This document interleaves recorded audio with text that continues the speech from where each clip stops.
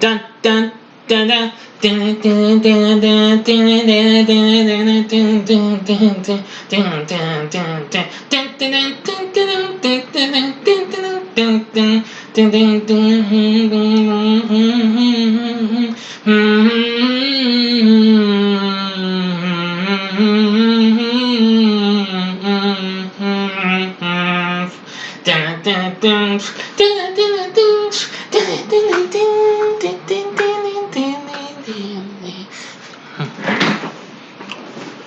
Good evening, everyone.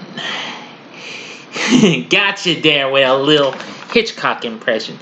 That's right, I'm about to finally review a Hitchcock classic, Psycho, the original classic, which turned 60 this year, right now.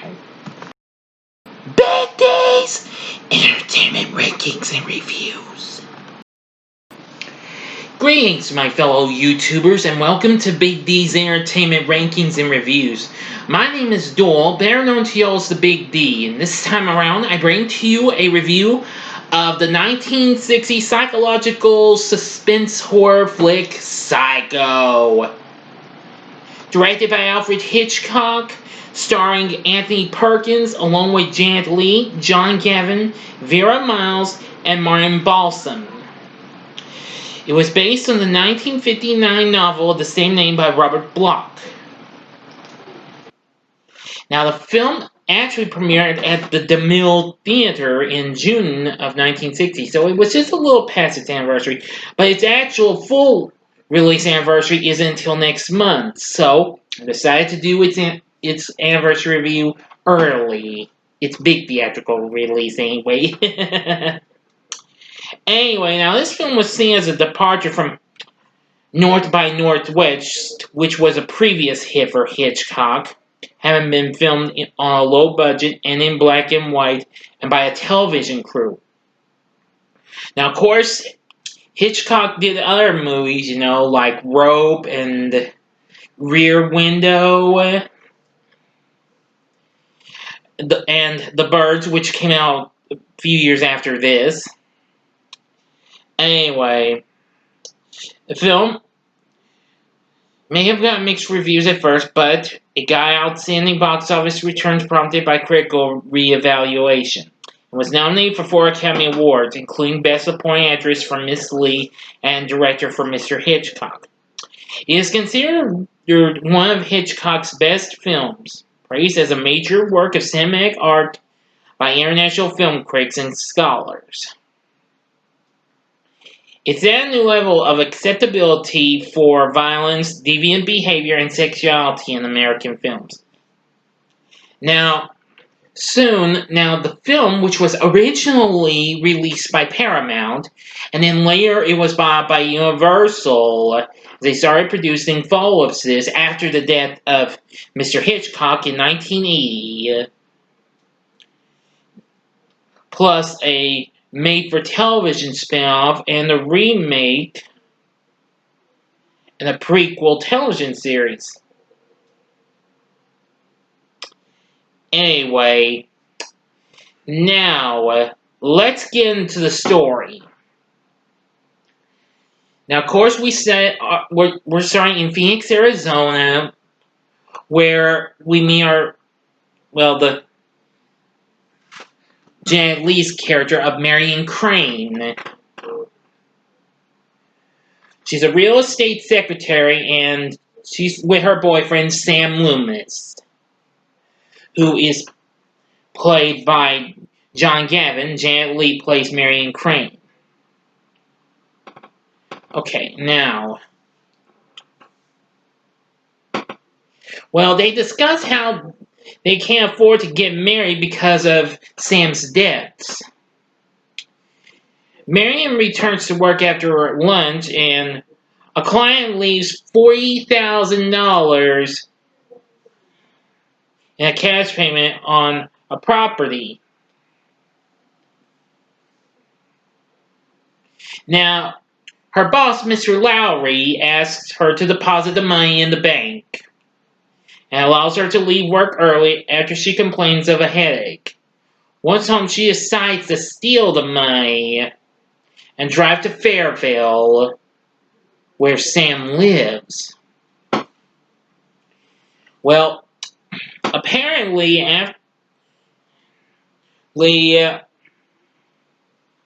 she stops her car on the side of the road as she falls asleep. She's wakened the next morning by a highway patrolman who follows her after questioning her and growing suspicious about her nervous behavior. So she stops at Bakersfield, an automobile dealership, and trades in her car with Arizona license plates for a new one with California tags. The officer spots Marion at the car dealership and eyes her suspiciously as she abruptly drives away. Yes. So, yeah. Boy, she's feeling like more nervous every time. Hearing all the voices in her head and what have you. Yeah, and so we hear voices of another one of Lowry's workers in Lowry about Marion still not being in the next day and wants to call her sister Lila, played by Vera Miles. But apparently, she's as worried as they are, and they soon bring in Mr. Cassidy, who led the 40,000, and he's really furious. Soon, during a heavy rainstorm, Marion stops at the night at a rundown hotel, kind of a rundown motel on the deserted road, the Bates Motel, and she hides the money inside a newspaper. And there she meets the proprietor, Norman Bates, played by Anthony Perkins, who is absolutely great.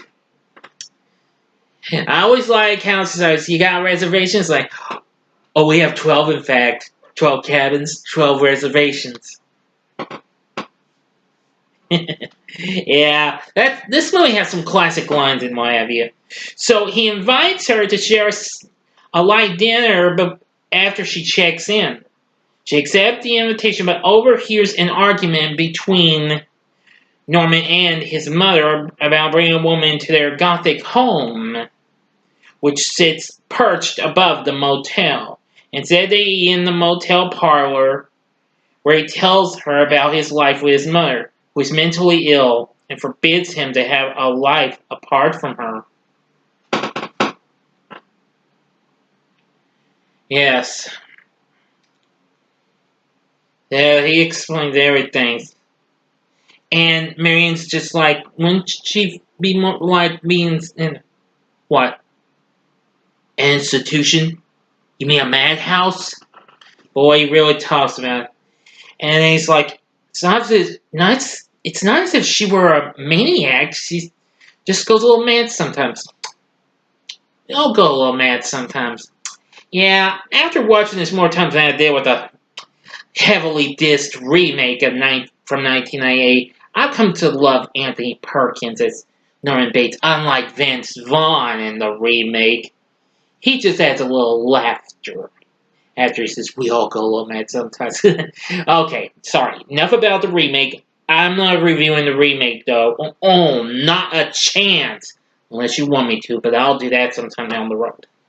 Okay, now where was I? Oh, yes.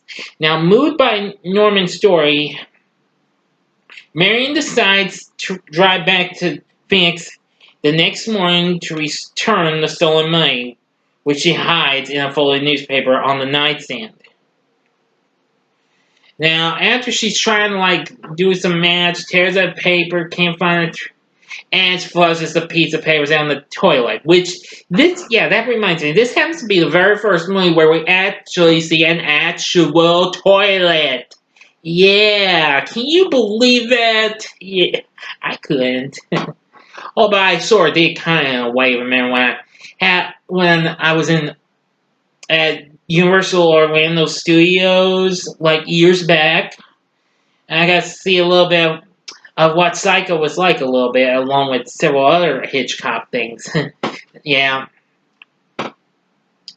Anyway, now we go to probably the most memorable part of this here movie, the shower scene. So, Marion gets into the shower, and After so much, the door opens and a figure from the shadows stabs her. And yeah, screech. And yeah, that was, yeah. Everyone knows that scene. The shower scene is a classic. And don't you ever forget. Yeah, but that's kind of a slight downside because there's only a mere 2 deaths in this movie. I'll get to the other one later, but it's one I'm sure a certain Derek Schwartz from Derek's Horror Corner. Derek, I apologize for using your name, what have you, doesn't like. Anyway, after the mysterious figure leaves, Marion falls aside, part of us, and apparently we hear Norman's voice, "Mother! Oh God! Blood! Blood! Blood! Blood!" We hear it, eerie, screeching music. That's another good thing about Psycho is the score done by Bernard Herrmann. Yeah, I must admit, I loved his score for this. Absolutely amazing. Actually, some of that music was kind of almost sounding similar to what we would hear in Brian De Palma's film Stephen King's novel Carrie, which came out 16 years later. Anyway, after seeing blood, Norman panics and runs to Marion's room where he discovers her body. He cleans up the crime scene, put Marion's corpse and her possessions, including unbeknownst to him, the stolen money into the trunk of her car, and sneak in the swamps near the motel where I think he's eating like candy or something. It almost does look like it. Oh, yeah. A week later, Marion's sister Lila comes to Fairville and confronts him about Marion's whereabouts. He doesn't know about this until Milton Arbogast comes along. He's a private investigator, and let's see. Yeah, he's played by Martin Balsam. He approaches him and confirms that Marion is wanted for stealing the $40,000. Arbogast salutes the local motels and discovers Marion had spent the night at the Bates Motel. Now, he questions Norman when he arrives with stammering and inconsistent answers arouse his suspicion. Yeah. After Norman implies that Marion met his mother, Arbogast asks to speak to her, but Norman refuses to allow it. Yeah. Yeah, it's another film. I was like, is anyone home? It's like, oh, of course not. Well, there's someone up in the window. No, there isn't. Yeah, just take a look. It's like, oh, that must be my mother. She's an invalid. Yeah, yeah, yeah. They just let's allow the hook. It's like, would I need a warrant for that? Sure. Said, and then he leaves.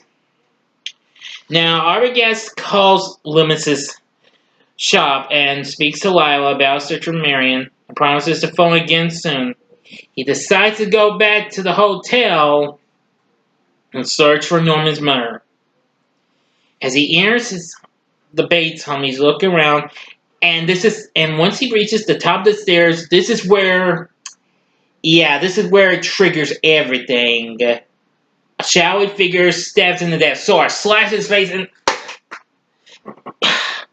what kind of woman world is that all about? Well, it's slashed, and then once it falls down, yeah, that's not the best scene. Yeah, believe me, I agree with Derek from Derek's Horror Corner. That isn't the good scene. The Arbor gets killed. Oh, I think everybody possibly agrees that they don't like the Arbor gets killed. I don't particularly care much for the death. That fall. Oh, that was. Mm-mm. But the stabbing. Yeah. So, hours later, they don't hear from him. So Sam decides to take a chance and visits the motel. He sees a figure in the house who he assumes is Mrs. Bates, but she ignores his knocking. Lila and Sam visit the local deputy sheriff, let me check what's his, Al Chambers, played by John McIntyre.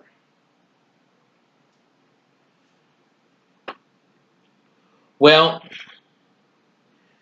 apparently he's doesn't even know about stuff until they tell him, and apparently Arbogast. So he calls up Norman and talks to him, but he says why that Arbogast was just there, talked to him, and then he thanked Norman and he went away. He explained, and then he says, "Your prime investigator wanted to talk to Norman Bates Myers."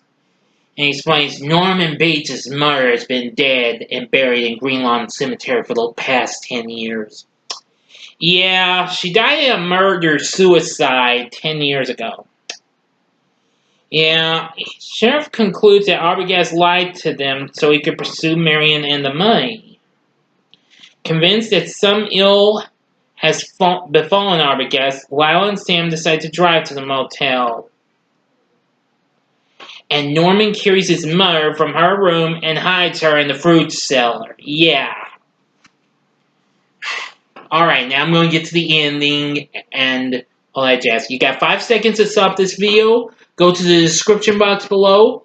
And please fast forward to the time below to avoid ending spoilers. Okay? Thank you for your understanding. Enough said that about... Okay, here's 5 seconds. Okay, you've been warned. Now, at the motel, Sam distracts Norman by engaging in conversation while Lila cases the property and sneaks inside the house. Well, before they do this, they actually decide to investigate the room Marion was in, which, of course, was in cabin number 1. So apparently, Sam manages to grill Norman big time, and he becomes agitated and knocks him out and rushes to the house. Lila hides in the cellar where she finds Mrs. Bates in a chair. Once Lila turns around and discovers she is a mummified corpse. Lila screams as Norman runs into the cellar holding a chef's knife and wearing his mother's clothes and a wig. But before he can attack, Sam, having regained consciousness, gets him and subdues him. Yeah. At the courthouse, a psychiatrist explains that Norman Bates no longer exists and explains that he murdered his mother and her lover 10 years ago out of jealousy. Unable to bear the guilt, he stole her corpse and began to treat it as if she were still alive. He recreated his mother in his own mind as an alternate personality, dressing in her clothes and talking to himself in her voice. This mother personality is as jealous and possessive as Mrs. Bates was while alive. Whenever Norman feels attracted to a woman, Mother kills her. As Mother, Norman killed 2 missing young girls before stabbing Marion Arbogast to death. The psychiatrist says the Mother personality has taken permanent hold of Norman's mind. While Norman sits in a holding cell as one of the guards gives him a blanket, Mother's voiceover protests that the murders were Norman's doing. Yeah, but after hearing the last words, we see a liquid smile appear on Norman's face, and Marion's car is towed from the swamp. That's the end. Okay, now, what did I think of the original Psycho? I'm going to say it's a masterpiece in my book. Well, I like the shower kill, but not the Arbogast kill, which I think Derek from Derek's Horror Corner from bringing up. Yeah, I don't really care for that. It's not really the best. Actually, it's not really one of the greatest, you know. Okay, I'm sorry. I was just bringing that up just in case. But anyway, the story's pretty good and what have you. I love the performances from the cast. Most notably, Anthony Perkins, absolutely great as Norman Bates. Jan Lee, great. Vera Miles was great. John Gavin was great. So was Martin Balsam, John McIntyre. Oh, the list goes on. Really something. So anyway, yeah, Psycho's been a big one from all the movies in Hitchcock's library and what have you. So would I recommend it? Hell yeah. You need to see Psycho. But I'm sure a lot of you have already seen it. It's been around for 60 years now. But anyway, I really think this is a good movie. And, well, I gotta say, it's awesome. It's an awesome movie. Probably not the best one, not the best horror flick, but it is kind of a little bit of a light introduction to the slashers, long before we got Halloween. So anyway, yeah, Psycho proved to be a big success in a way. But anywho, the film went on to spin out 3 sequels. 2 of them would actually get released theatrically by Universal, who got the rights to this here from Paramount. Of course, there was a 4th one, but it was made for TV on Showtime. There was also a Bates Motel movie that didn't quite have much of a good connection that NBC aired in the late 80s. And I've heard it sucks. Huge, hard wanker, big time. Oh. I've never seen it, and I doubt I will, and I don't think I'm going to review it. I know some of y'all have. I know Derek's reviewed it. But anyway, and of course, there was the bland, the shot-by-shot remake from 1998, which starred Vince Vaughn in the role of Norman Bates and Anne Heche in the role of Marion Crane. Plus, let's see, Julianne Moore as Lila and Viggo Mortensen as Sam. Oh yeah, and William H. Macy as Arbogast. So anyway, look. So word to the wise: stick with the original. I've also never seen the Bates Motel series, which had Vera Farmiga and Freddie Highmore. But anyway, yeah. But anyway, I did like Hitchcock's direction. I also like Bernard Herrmann's score. So anyway, Psycho is absolutely great. You gotta check it out if you haven't. I've learned it's actually currently streaming on the Peacock streaming service. So, but I only brought that up just in case you don't have it. But anyway, that's it. What did you think of the original Psycho? I'm sure a lot of y'all like this more than the crummy remake, which even though I've seen that several times before, few times before I saw the original, now I realize I'm watching the wrong Psycho. I've come to love the original more than that remake. But anyway, tell me what you thought about the original Psycho in the comments section below. If you liked the video, click the like button below. Subscribe to my channel as well and be a part of the Big D Nation. Join me again next time when I review Psycho 2. Excuse me. Anyway, thank you very much for watching. Now, if you like this, you can check out these other slasher movies and what have you that I thought I'd drop my other 3 favorite slasher movies. In the upper left-hand corner is my review of the original Halloween from 1978. The upper right-hand corner is my review of the original Friday the 13th from 1980. And the bottom left-hand corner is my review of the original Nightmare on Elm Street, which I reviewed last November for its 35th anniversary. And you can see lots of other slashers on my channel as well.